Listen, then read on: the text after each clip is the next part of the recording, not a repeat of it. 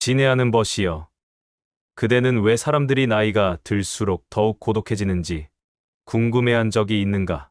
그것은 세월이 그들에게서 무엇인가를 앗아갔기 때문이 아니라 그들이 무분별하게 너무 많은 것을 세상에 내주었기 때문이다.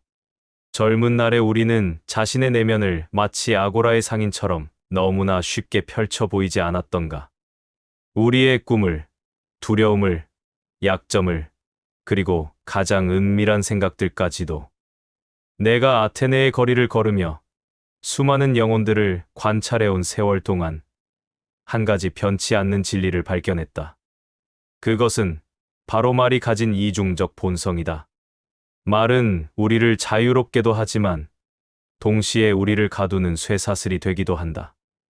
특히 나이가 들수록 우리가 과거에 내뱉은 말들은 우리를 따라다니는 그림자가 되어 우리의 현재를 규정하고 미래를 제한한다. 동굴의 비유를 기억하는가? 그림자만 보며 살아가는 사람들이 진실을 두려워하듯 사람들은 또한 타인의 진실을 왜곡하고 악용할 준비가 되어 있다. 그대가 선의로 나눈 이야기가 어떻게 악의적으로 변질되어 그대에게 돌아오는지를 보라. 이것이 바로 내가 오늘 그대에게 침묵의 지혜에 대해 말하고자 하는 이유다. 왜냐하면 진정한 지혜란 무엇을 말할 것인가를 아는 것만큼이나 무엇을 말하지 말아야 하는지를 아는 것이기 때문이다. 벗이여, 내가 묻겠다. 부유함이란 무엇인가? 많은 이들이 금과 은을 쌓아두는 것이 부라고 생각하지만 그것은 단지 외적인 것에 불과하다. 그러나 이 외적인 것조차도 함부로 드러내서는 안 되는 이유가 있다. 왜냐하면 인간의 영혼은 불완전하며 시기와 질투라는 어두운 그림자가 항상 우리 안에 도사리고 있기 때문이다. 생각해보라. 그대가 새로운 재산을 얻었다고 주변에 알렸을 때 얼마나 많은 사람들이 진심으로 기뻐해 주었는가. 국가론에서 내가 말했듯이 이상적인 국가에서조차 재산은 공동의 것이어야 하는 이유가 바로 여기에 있다. 왜냐하면 사적 소유는 인간의 영혼의 분열을 가져오고 시기심을 낳기 때문이다. 현실에서 우리가 사적 재산을 소유하고 있다면 최소한 그것을 과시하지 않는 절제를 배워야 한다. 나이가 들수록 그대는 깨닫게 될 것이다. 그대의 성공을 듣고 진심으로 기뻐하는 사람은 극소수에 불과하다는 것을. 대부분의 사람들은 자신들의 동굴 안에서 자신들의 그림자에 갇혀 그대의 빛을 시기한다. 그들은 그대가 동굴 밖으로 나가 태양을 보았다는 사실을 받아들이지 못한다. 그리고 그대가 그 빛에 대해 말하면 말할수록 그들은 그대를 더욱 증오하게 된다. 내가 아는 한 상인이 있었다. 그는 정직한 거래로 큰 부를 이루었으나 그의 성공을 너무 자주, 너무 자랑스럽게 이야기했다. 그는 단지 기쁨을 나누고 싶었을 뿐이었다. 그러나 어떻게 되었는가? 그의 친구들이라고 생각했던 이들이 하나둘씩 그를 떠났고 어떤 이들은 그에게 끊임없이 돈을 빌려달라고 요구했으며 또 어떤 이들은 그가 부정직한 방법으로 돈을 벌었을 것이라는 소문을 퍼뜨렸다. 그의 입이 그의 몰락을 가져온 것이다. 이것이 바로 절제의 덕목이 요구되는 지점이다. 절제란 단순히 적게 가지는 것이 아니라 가진 것을 현명하게 다루는 것이다. 그대의 부를 숨기라는 것은 인색하게 살라는 뜻이 아니다. 오히려 선한 일에 그대의 재산을 쓰되 그것을 떠벌리지 말라는 것이다. 소크라테스 선생님께서 가르치셨듯이 덕 있는 자는 자신의 선행을 숨긴다. 더욱이 그대의 재정 상태를 공개하는 것은 실제적인 위험도 초래한다. 사기꾼들은 부유한 자들을 노린다. 친척들은 갑자기 그대를 찾아와 도움을 요청한다.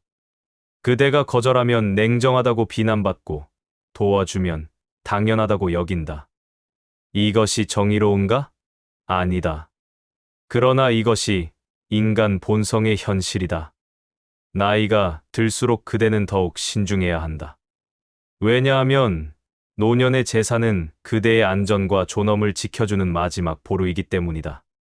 그것을 세상에 드러내는 것은 마치 성벽의 약점을 적에게 알려주는 것과 같다. 재산에 대해 침묵하라. 그리고 그대가 가진 진정한 부는 돈이 아니라 지혜와 덕이라는 것을 기억하라.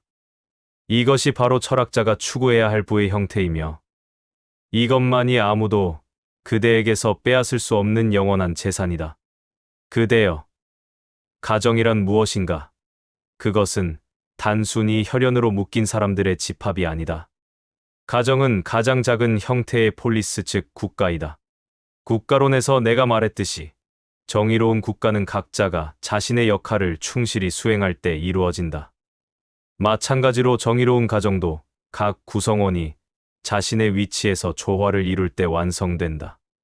그런데 이 작은 폴리스에 불화가 생긴다면 그것은 자연스러운 일이다. 왜냐하면 인간은 불완전한 존재이며 우리의 영혼은 이성, 기계, 욕망이라는 세 부분으로 나뉘어 끊임없이 갈등하기 때문이다. 개인의 영혼 안에서도 이러한 갈등이 있는데 하물며 여러 사람이 모인 가정에서 갈등이 없기를 바라는 것은 어리석은 일이다. 그러나 중요한 것은 이러한 불화를 어떻게 다루는가이다. 그대가 가족 간의 다툼을, 형제 간의 시기를, 부모와 자식 간의 의견 차이를 외부에 알린다면 그대는 그대의 작은 폴리스를 스스로 파괴하는 것이다. 왜냐하면 외부인들은 그대의 가정을 치유하지 못할 뿐만 아니라 오히려 그 상처를 더 깊게 만들기 때문이다. 내가 관찰한 바에 따르면 가족의 문제를 밖으로 퍼뜨리는 사람들은 세 가지 동기를 가지고 있다. 첫째, 동정을 구하려는 자들이다. 그들은 자신이 피해자임을 증명하고 싶어 한다. 둘째, 복수를 원하는 자들이다. 가족 구성원의 명예를 실추시킴으로써 간접적으로 보복하려 한다. 셋째, 단순히 분별력이 없는 자들이다. 그들은 자신의 말이 가져올 결과를 예측하지 못한다. 그러나 이 모든 동기는 단견에서 비롯된다. 진정한 지혜를 가진 자라면 가족의 불화를 외부에 드러내는 것이 결국 자신에게도 해가 된다는 것을 안다. 왜냐하면 사람들은 그대의 가족을 판단하는 것에서 그치지 않고 그대 자신도 판단하기 때문이다. 저런 가족에서 자란 사람이니까 저런 부모를 둔 사람이라면 하는 식으로 말이다. 더욱이 나이가 들수록 가족은 더욱 소중해진다. 젊을 때는 친구들과 세상이 전부인 것처럼 보이지만 세월이 흐르면 진정으로 그대 곁에 남는 것은 가족이다. 그런데 그대가 젊은 날에 가족의 비밀을 함부로 누설했다면 나이 들어 그들과 화해하고자 할 때 그 말들이 모두 장애물이 된다. 그대가 한 말은 사라지지 않는다. 그것은 기록되고 기억되고 왜곡되어 그대에게 돌아온다. 파이드로스에서 내가 쓴 것을 기억하는가? 말은 한 번 내뱉으면 통제할 수 없다고. 그것은 바람에 흩어지는 씨앗과 같아서 어디에 떨어져 어떤 열매를 맺을지 알 수 없다. 특히 가족에 관한 말은 가장 비옥한 땅에 떨어지는 씨앗이다. 그것은 빠르게 자라 예상치 못한 결과를 낳는다. 그렇다면 어떻게 해야 하는가? 가족 내의 문제는 가족 내에서 해결하라. 진정으로 도움이 필요하다면 한두 명의 현명하고 신뢰할 수 있는 조언자를 찾되 그들에게도 필요한 만큼만 말하라. 그리고 가장 중요한 것은 시간이 흐른 후 상황이 나아졌을 때 그대가 과거에 한 말들이 그대의 가족을 계속해서 괴롭히지 않도록 조심하라. 가정의 평화는 폴리스의 평화만큼이나 소중하며 둘 다 신중한 언어 사용을 통해 지켜진다. 버시어, 그대는 국가가 건설되는 과정을 생각해 본 적이 있는가? 건축가가 위대한 신전을 지으려 할 때 그는 먼저 설계도를 그린다. 그러나 그 설계도를 아고라에 펼쳐놓고 지나가는 모든 사람에게 보여주는가? 아니다. 왜냐하면 모든 사람이 그 비전을 이해할 수 있는 것도 아니고 이해한다 하더라도 그것을 지지할 것이라는 보장도 없기 때문이다. 우리의 인생 계획도 마찬가지다. 그대가 새로운 사업을 시작하려 한다든지, 거주지를 옮기려 한다든지, 중요한 결정을 내리려 할 때, 그것을 모든 이에게 알리는 것은 어리석은 일이다. 왜 그런가? 여러 가지 이유가 있다. 첫째, 대부분의 사람들은 그대의 비전을 볼 수 없다. 동굴의 비유를 다시 떠올려 보라. 동굴 안에 갇혀 벽의 그림자만 보던 사람이 밖으로 나가 태양을 본 자의 이야기를 들었을 때 그는 그것을 믿었는가? 아니다. 그는 오히려 그것을 미친 소리라고 생각했다. 마찬가지로 그대가 새로운 길을 가려 할 때 그 길을 가보지 못한 사람들은 그대를 이해하지 못할 뿐만 아니라 그대를 말리려 할 것이다. 둘째, 질투와 시기라는 인간의 본성이 그대의 계획을 방해할 것이다.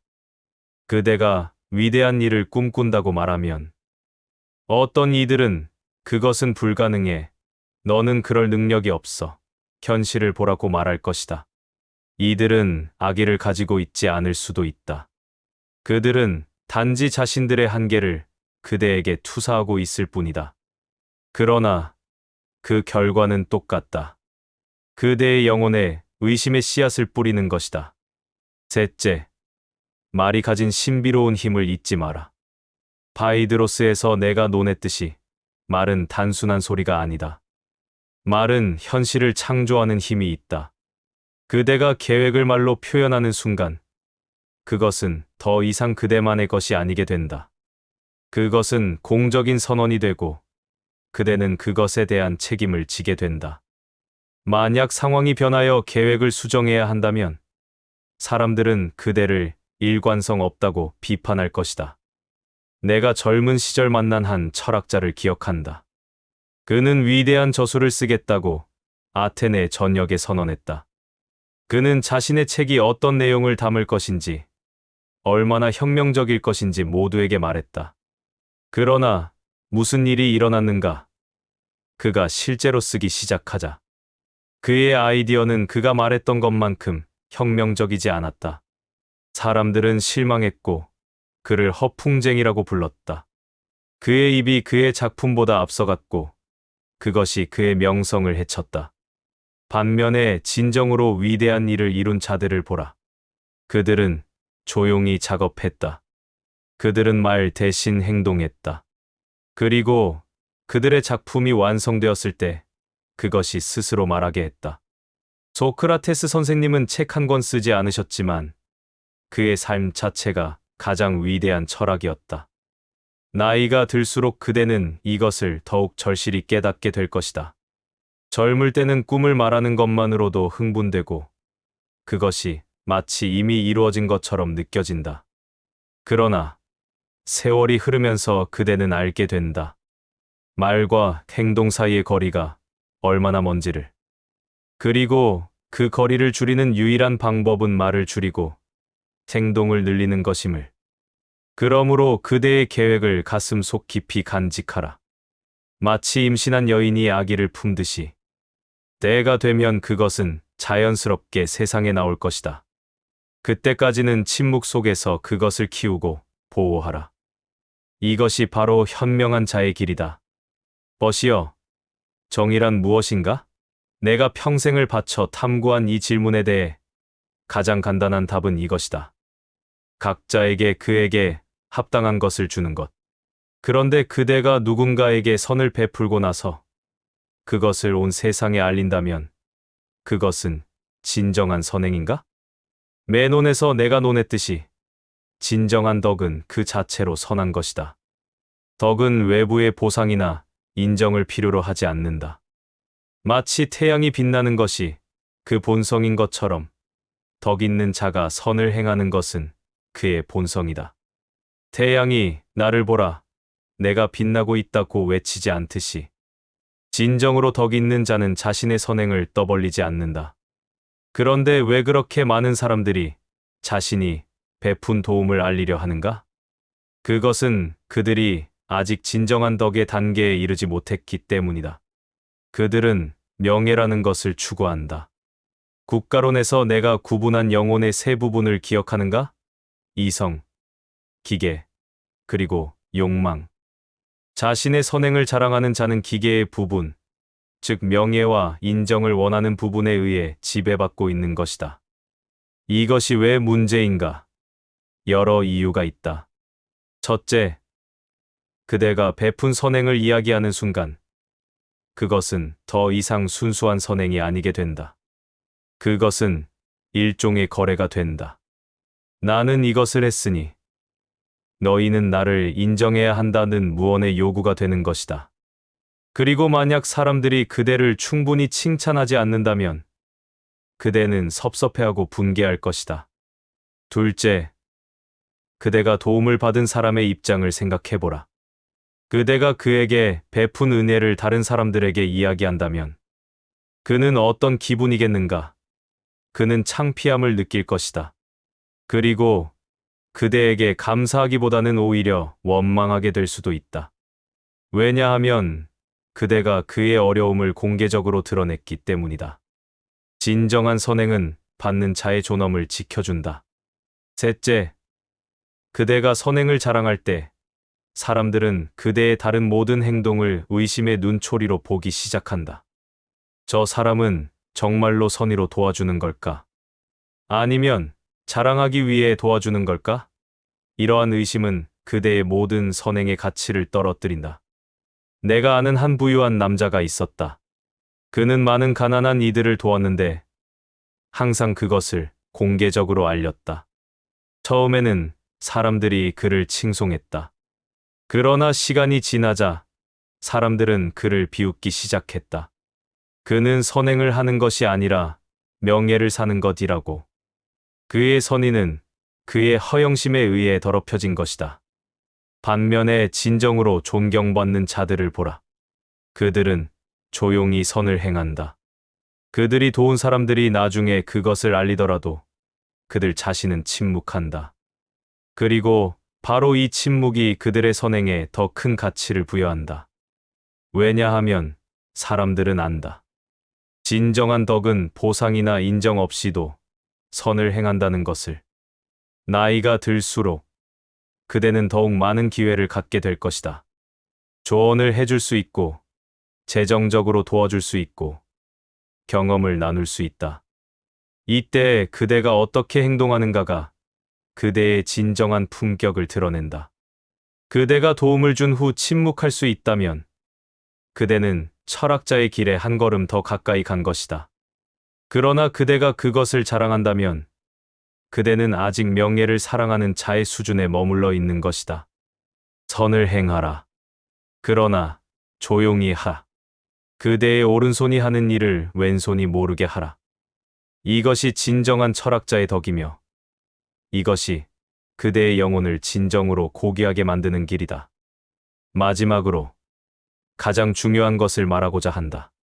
그것은 바로 그대 자신의 고통과 약점에 관한 것이다. 버시어, 파이돈에서 내가 소크라테스 선생님의 마지막 날을 기록했을 때 선생님께서 얼마나 침착하게 자신의 죽음을 맞이하셨는지 기억하는가? 그분은 자신의 두려움을, 고통을, 죽음 앞의 떨림을 제자들에게 토로하지 않으셨다. 대신 그분은 죽음의 본질에 대해, 영혼의 불멸에 대해 담담히 이야기하셨다. 왜 그러셨을까? 그것은 선생님께서 나약하지 않으셨기 때문이 아니다. 오히려 그분은 인간이기에 두려움을 느끼셨을 것이다. 그러나 그분은 알고 계셨다. 자신의 고통을 모두에게 드러내는 것이 자신에게도 다른 이들에게도 도움이 되지 않는다는 것을. 현대인들은 이것을 이해하기 어려워한다. 우리는 감정을 표현해야 한다. 숨기는 것은 건강하지 않다고 말한다. 그러나 나는 묻겠다. 모든 것을 모든 이에게 말하는 것이 진정 지혜로운가? 구별 없이 자신의 내면을 드러내는 것이 용기인가? 아니면 분별력의 부족인가? 첫째, 그대의 고통을 들어줄 준비가 되어 있는 사람은 많지 않다. 사람들은 대부분 자신의 문제로도 충분히 바쁘다. 그들은 그대의 고통에 진정으로 공감하지 못한다. 그들은 듣는 척하지만 실제로는 자신의 대답을 준비하고 있거나 그대의 이야기를 나중에 다른 사람에게 전할 흥미거리로 여긴다. 그대가 심장의 아픔을, 영혼의 어둠을 털어놓았을 때 그들은 잠시 동정의 눈빛을 보내지만 그 후에는 그대를 다르게 본다. 약한 자로, 불안정한 자로 말이다. 둘째, 건강에 관해 말하자면 더욱 조심해야 한다. 나이가 들수록 우리의 육체는 약해진다. 이것은 자연의 섭리이며 국가론에서 내가 말했듯이 영혼과 육체의 관계에서 필연적인 현상이다. 육체는 영혼의 감옥이며 시간이 지나면서 그 감옥의 벽은 무너지기 시작한다. 그러나 그대가 자신의 질병을, 통증을, 노쇠를 계속해서 이야기한다면 무슨 일이 벌어지는가? 사람들은 그대를 병자로만 본다. 그대의 지혜도, 경험도, 여전히 날카로운 이성도 모두 무시된다. 늙고 병든 사람의 말로 치부되는 것이다. 더욱이 그대가 건강 문제를 자주 이야기하면 사람들은 그대를 부담스러워하기 시작한다. 그들은 그대를 방문하는 것을 피하게 되고 그대와의 대화를 꺼리게 된다. 왜냐하면 매번 만날 때마다 질병 이야기를 들어야 하기 때문이다. 셋째, 고통을 말로 표현하는 행위 자체가 그 고통을 더욱 실제하게 만든다. 바이드로스에서 내가 말했듯이 말은 단순한 기호가 아니다. 말은 현실을 창조하는 힘이 있다. 그대가 나는 아프다, 나는 불행하다, 나는 외롭다고 반복해서 말할 때 그대는 그 현실을 강화하고 있는 것이다. 그대의 영혼은 그대가 말하는 것을 믿기 시작하고 그것에 따라 형성된다. 내가 관찰한 바에 따르면 자신의 고통을 끊임없이 이야기하는 사람들은 점점 더 그 고통 속에 갇히게 된다. 그들의 정체성이 고통과 동일시되는 것이다. 반면에 고통을 조용히 견디는 사람들은 그것을 극복할 더 큰 힘을 가지게 된다. 왜냐하면 그들은 자신을 고통 그 자체로 정의하지 않기 때문이다. 그러나 이것이 모든 고통을 혼자서 감당하라는 의미는 아니다. 오히려 나는 신중한 선택을 말하고 있다. 진정으로 신뢰할 수 있는 한두 사람, 그대의 영혼을 이해하는 이들에게는 그대의 짐을 나눌 수 있다. 마치 우리가 의사에게 몸을 보이듯이 진정한 친구는 영혼의 의사가 될 수 있다. 그러나 그것은 선별적이어야 하며 신중해야 한다. 더욱이 심포지움에서 내가 탐구했듯이 진정한 사랑과 우정은 피상적인 동정에 기반하지 않는다. 그것은 상호 존중과 서로의 덕을 인정하는 데서 온다. 그대가 자신을 끊임없이 불쌍한 존재로 제시한다면 그대는 진정한 우정의 기반을 스스로 파괴하는 것이다. 친구들은 그대를 동정의 대상으로 보게 되고 동정은 결코 건강한 관계의 기초가 될 수 없다. 나이가 들면서 그대는 더 많은 고통을 겪게 될 것이다. 육체적 고통도 있을 것이고 사랑하는 이들의 죽음이라는 정신적 고통도 있을 것이다. 이것은 피할 수 없는 현실이다.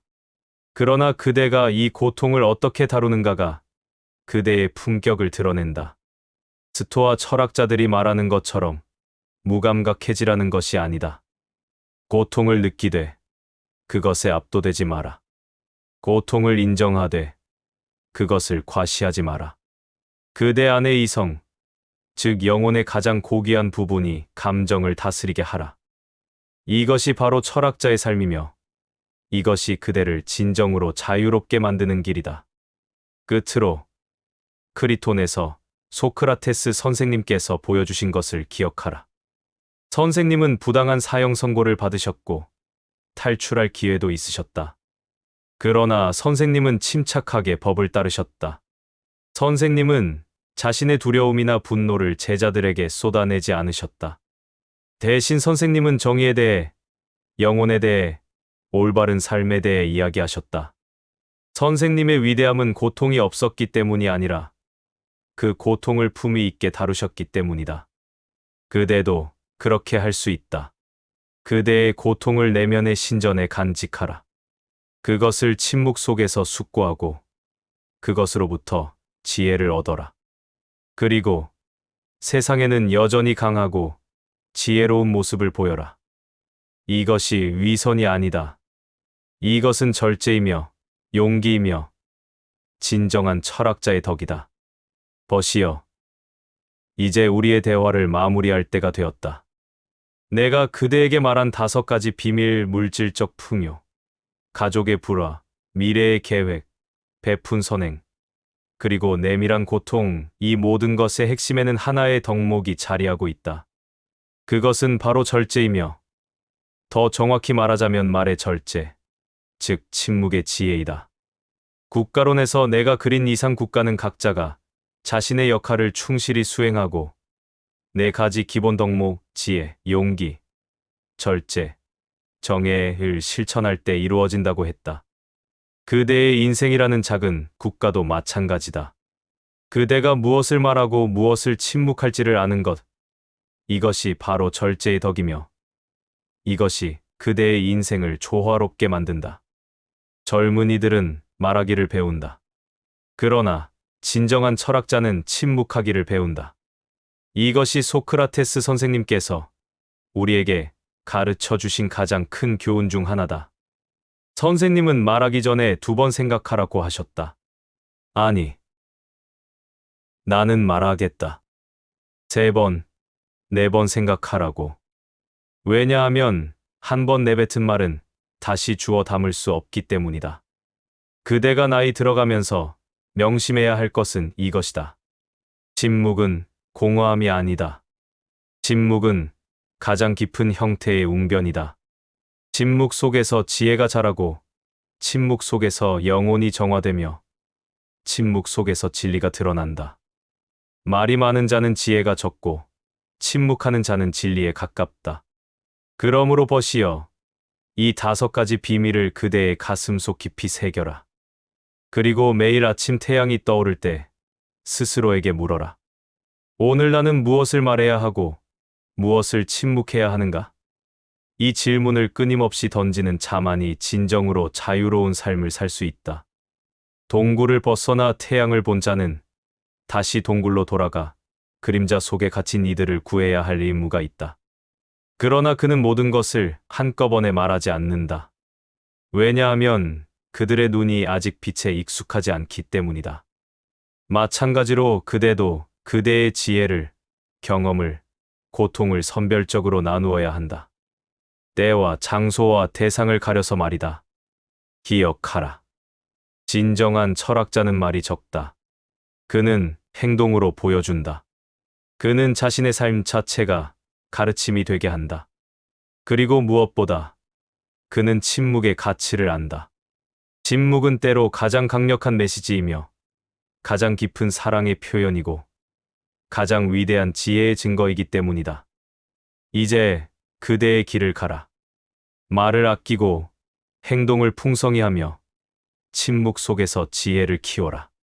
그리하면 그대의 노년은 진정으로 황금빛으로 빛날 것이며 그대는 삶의 마지막 순간에 이르러서도 소크라테스 선생님처럼 평온하고 품위 있게 이 세상을 떠날 수 있을 것이다. 이것이 철학자가 추구하는 삶의 완성이며 이것이 그대에게 주는 나의 마지막 조언이다.